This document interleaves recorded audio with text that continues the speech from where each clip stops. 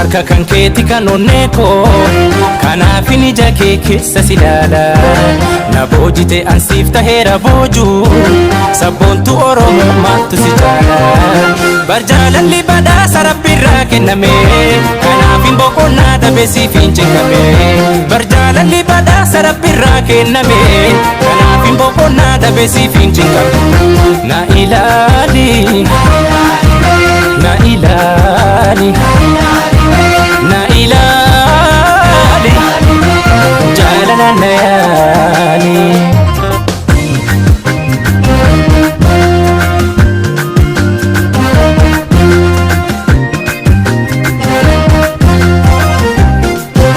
jaalala kan keetiin onnee kootti baadha yooni siin akkatiin akkamiin boqodha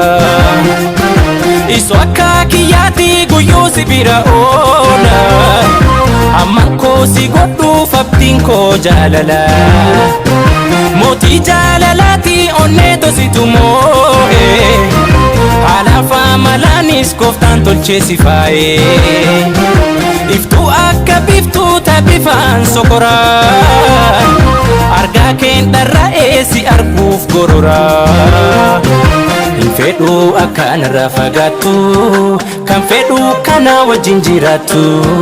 na cimee kee guyyuma guyyaanii onneesiif madooyte na waltaanii kan koo ta'i kan koo ati yoomuu si qofaa kan keessa koo garmaamu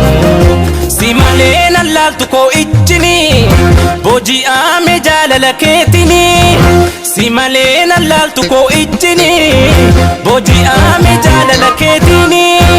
kanaaf kenne Rabbiin jaalala dhugaafi anaaf kenne Rabbiin hin qabu bargaafi kanaaf kenne Rabbiin jaalala dhugaa anaaf kenne Rabbiin hin qabu bargaafi janjoo isiifi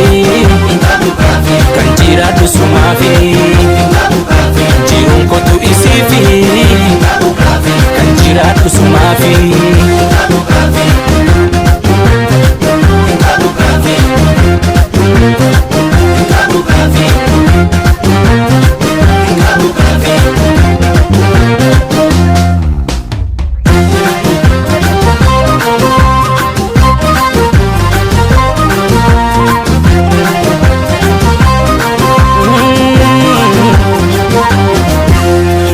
harka kan keeti kan onnee koo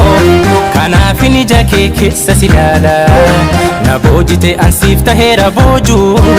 sabboontu Oromoo maattu si jaala barjaalalli badhaasa Rabbiirraa kenname kanaaf hin boqonnaa dhabe siif hin cingame barjaalalli badhaasa Rabbiirraa kenname kanaaf hin boqonnaa dhabe siif hin cingame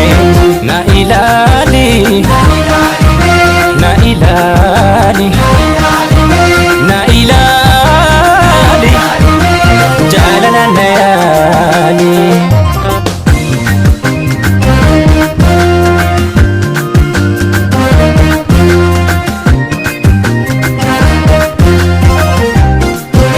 dhiqattee dibattee yoo gabbaatu mana kan miidhagu si kan maraatu ana yaa malaalooti yaa malanaaf malime bineensa jaalalaa jalaa fudhuunaan galime